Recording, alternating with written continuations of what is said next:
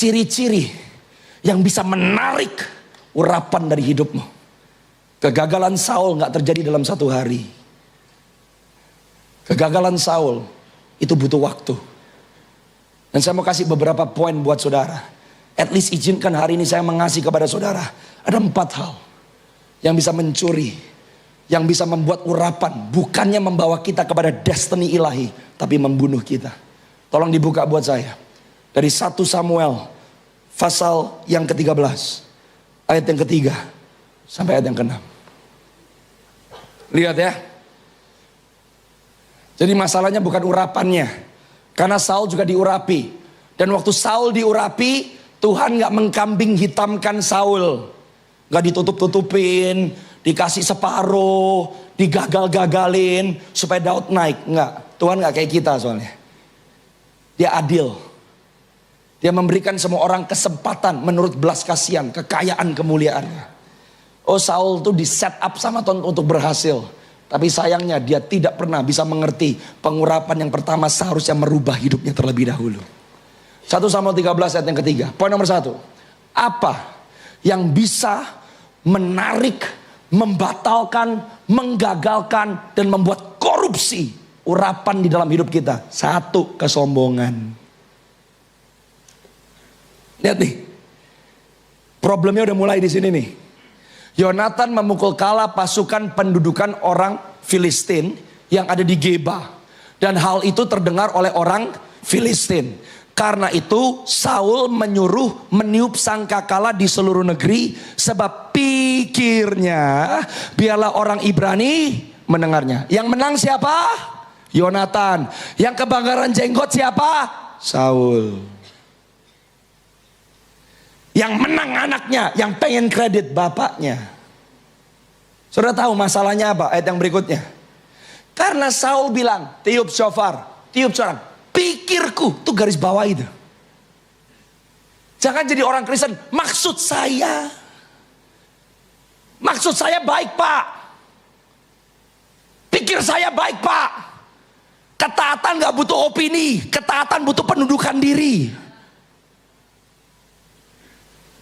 Demikianlah seluruh orang Israel mendengar kabar bahwa Saul telah memukul kalah pasukan pendudukan orang Filistin. Yang menang siapa? Yonatan. Yang dapat kredit siapa? Saul. Gara-gara Saul, satu bangsa dibenci oleh orang Filistin. Saudara tahu kesombongan gak cuma menghancurkan hidupmu, kesombongan menghancurkan hidup orang-orang yang ada di dalam hidupmu. Pride is the enemy of the anointing. Ini udah mulai masuk nih, korupsi di dalam hatinya Saul. Dia maunya nampang.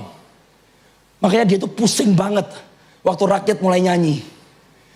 Saul beribu-ribu, Daud berlaksa-laksa, mulai pusing dia. Padahal Daud bawahannya dia loh. Orang sombong insecure. Orang sombong semua salah. Orang sombong ngomongnya kayak gini, jangan gampang percaya orang, semua manusia munafik, termasuk kamu pak. Nomor 2, apa ciri khas yang bisa menarik, mencuri urapan dalam hidupmu? Kamu gak tahu yang namanya tepat waktu. 1 Samuel pasal yang ke-10 ayat 1 sampai ayat yang ke-8. Watch this. Saya kasih denah nih. Makanya kalau baca Alkitab seru saudara. Seru banget. 1 Samuel 10 ayat yang pertama. Lihat ya. Waktu Saul diurapi, oh gak kosong urapannya. Dahsyat urapannya. Samuel mengambil buli-buli berisi minyak. Dituang ke atas kepala Saul. Keren lu. Gak cuma ditumpangin tangan. Diguyur. Diciumlah dia sambil berkata, bukankah Tuhan telah mengurapi engkau menjadi raja atas umatnya Israel? Engkau akan memegang tampuk pemerintahan atas umat Tuhan, dan engkau akan menyelamatkannya dari tangan musuh-musuh di sekitarnya.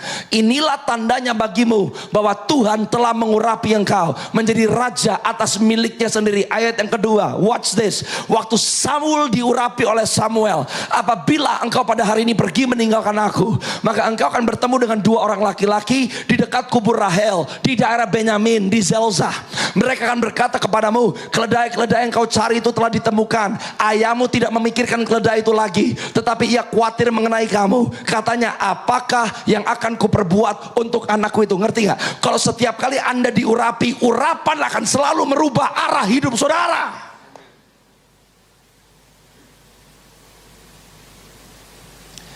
The anointing will demand you change your life. Makanya kita ngikut Kristus kan, yang diurapi. Kalau mau ngikut Kristus, sangkal diri, pikul salib, ikut dia. Pengurapan akan selalu meminta, rubah cara kamu melihat masa depanmu. Banyak orang gak sadar. Berpikir yang penting saya diurapi, saya bisa hidup sesuka saya, semau saya, yang penting Tuhan menyertai. Kagak. Itu bukan urapan, kerasukan. Lanjut, ayat yang ketiga. Dahsyat loh saudara, waktu Saul diurapi. Watch this. Dari sana kau akan berjalan terus lagi sampai ke pohon Tarbantin Tabor. Maka di sana kau akan ditemui oleh 3 orang laki-laki yang naik menghadap Allah di Betel. Pengurapan akan pertama mengajarkan kita bagaimana naik ke atas gunung kudus Tuhan. Saul ini lagi dilatih. Kamu harus belajar jadi imam, nak. Urapan pertama membawa kamu untuk mengerti bagaimana menghormati Tuhan, menghargai Tuhan, menyembah Tuhan, mengabdi kepada Tuhan. Samuel ngomong, Saul, kamu akan ketemu sama orang-orang yang sedang naik menghadap Allah di Betel. Seorang membawa 3 ekor anak kambing, seorang membawa 3 ketul roti, dan yang lain lagi sebuyung anggur. Ini adalah elemen perjamuan kudus. Urapan akan membawa saudara dan saya mengerti makna dari penebusan karya salib Kristus. Makanya orang lahir baru sama dipenuhi Roh Kudus sepaket.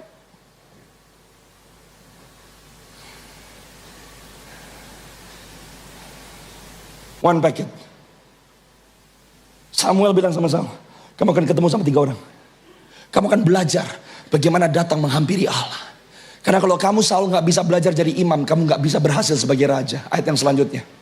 Dan dikatakan 2 orang itu akan memberikan kepadamu, orang-orang itu akan memberikan 2 ketul roti yang akan kau terima dari mereka. Apa sih step yang berikutnya? Lihat nih. Siapa bilang Saul handicap? Daud bernyanyi, Daud bernubuat, Daud bergerak di dalam urapan dan karunia. Saul juga. Ayat yang selanjutnya. Watch this. Sesudah itu engkau akan sampai di Gibea Allah, tempat kedudukan pasukan orang Filistin. Apabila engkau masuk kota, engkau akan berjumpa di sana dengan rombongan nabi yang turun dari bukit pengorbanan. Tuh lihat. Pertama, Saul ketemu sama orang yang naik ke atas gunung kudus Tuhan. Yang kedua, ketemu orang yang lagi turun.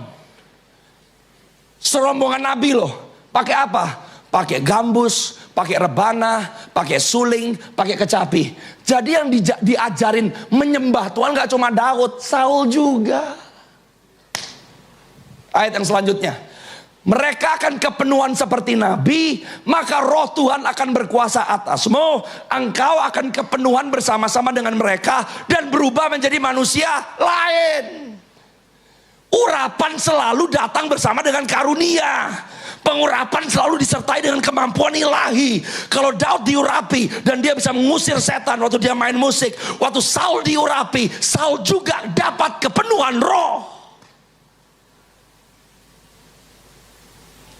Tuhan gak pernah mendirikan Saul, never. Ayat yang ke-7 dan 8. Apabila tanda-tanda ini terjadi kepadamu, lakukan apa? Keren. Watch. Urapan membuat apa yang kamu pegang dengan tanganmu jadi. Kamu bikin apa aja Saul, dan didapat oleh tanganmu, sebab Allah menyertai kamu. Pengurapan adalah penyertaan Tuhan. Pengurapan gak cuma minyak, pengurapan gak cuma acara, pengurapan gak cuma penumpangan tangan. Anointing is the involvement of God. Pengurapan adalah penyertaan Tuhan. Kalau bisnismu disertai, keluargamu disertai, kesehatanmu disertai, karirmu disertai, pasti jadi. And we are called as anointed people. Tapi ayat yang ke-8, ini masalahnya. Instruksi jelas.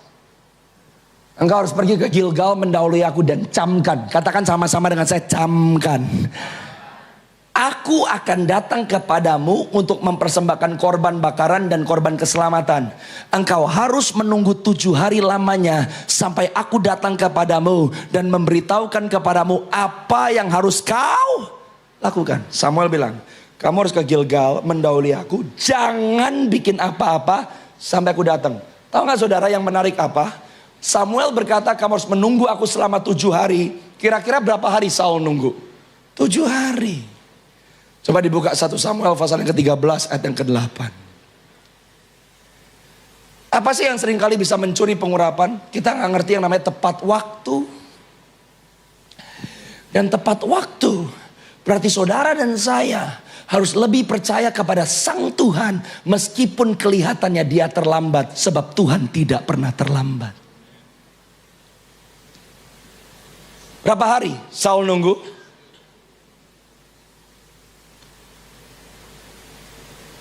Saudara harus ngerti dimensi waktu. Di waktu itu punya 3 dimensi. Persiapan, ketaatan, peluang. Peluang bisa datang. Tanpa persiapan dan ketaatan, peluang akan lewat di depan saudara. Saudara ngerti ya? Orang yang tepat waktu, Anda gak diburu-buru. Karena Anda lebih percaya dengan yang memegang waktu. Saul nunggu 7 hari loh. Fair game. Jadi Anda bisa bayangkan, rakyat dikepung, Saul bilang, Pak Nabi bilang 7 hari nunggu. Lu jangan sewot dulu, tunggu 7 hari. Habis 7 hari kita nunggu, Samuel datang, kita dikasih tahu harus bikin apa. Setelah 7 hari lewat, Samuel gak datang, mulailah Saul dikecam sama pasukannya. Ngibul lu. Lo mau kita mati? Ayo dong, bikin sesuatu. Panik Saul. Ini poin yang nomor 3. Apa yang bisa membuat urapan membunuh kita? Atau kita kehilangan pengurapan dari Tuhan? Kita lebih takut ditinggal manusia daripada takut ditinggal oleh Tuhan. Pengurapan akan misahin kamu. Saul ketakutan. Bentar lagi gue ditinggal sama rakyat. Apa yang dia lakukan? Ayat yang selanjutnya. Maka Saul, dia segera berkata, bawalah kepadaku korban bakaran dan korban keselamatan. Lalu ia mempersembahkan korban bakaran. Ayat yang berikutnya. Sesudah dia mempersembahkan korban, baru saja ia habis mempersembahkan korban, maka tampak Samuel datang. Jadi saya mau tanya, kira-kira keterlambatan Samuel disengaja atau gak sengaja? Sengaja.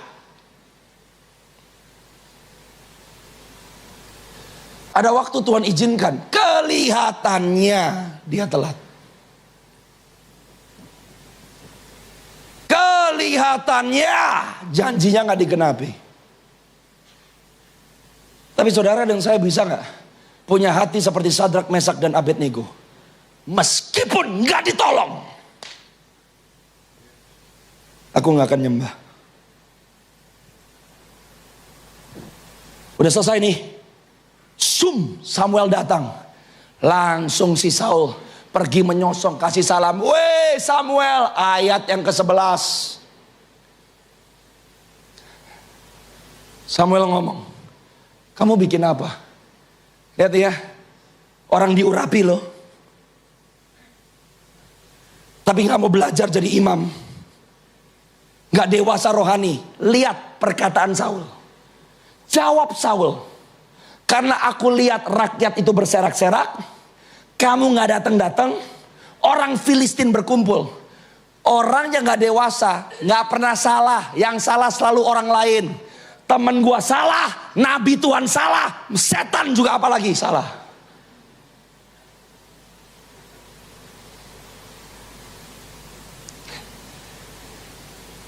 Diurapi. Urapan gak menggantikan perawakan. Urapan gak menggantikan karakter. Yang keluar dari mulut Saul, semua salah. Rakyat salah, lo salah, Filistin salah. Ayat yang selanjutnya, apa yang dikatakan? Maka, nah ini muncul lagi kan? Apa? Pikir. Maksud saya pikir. Sebentar lagi orang Filistin akan menyerang aku di Gilgal. Padahal aku belum memohonkan belas kasihan Tuhan. Sebab itu keren gak bahasanya? Aku memberanikan diri. Saya berkorban. Lihat jawaban Samuel. Bodoh, mateng loh. Orang diurapi bisa bodoh loh saudara. Karena urapan gak bikin berhikmat. Urapan gak bikin pinter. Kedewasaan dan pengenalan akan Tuhan membuat kamu berhikmat. Jawab Samuel kepada Saul, perbuatanmu bodoh. Engkau tidak mengikuti perintah Tuhan Allahmu yang diperintahkannya kepadamu. Sebab sedianya Tuhan mengokohkan kerajaanmu atas orang Israel untuk... Saul kehilangan kerajaannya hitungan menit.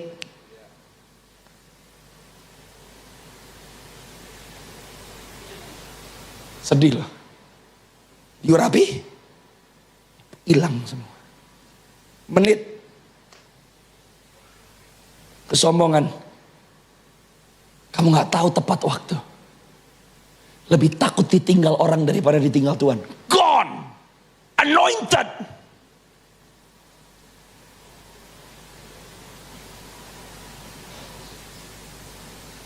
Apa yang bikin urapan mubazir? Yang terakhir nomor 4. Ketidaktaatan. Separuh taat, hampir taat, melipir-melipir taat sama dengan gak taat.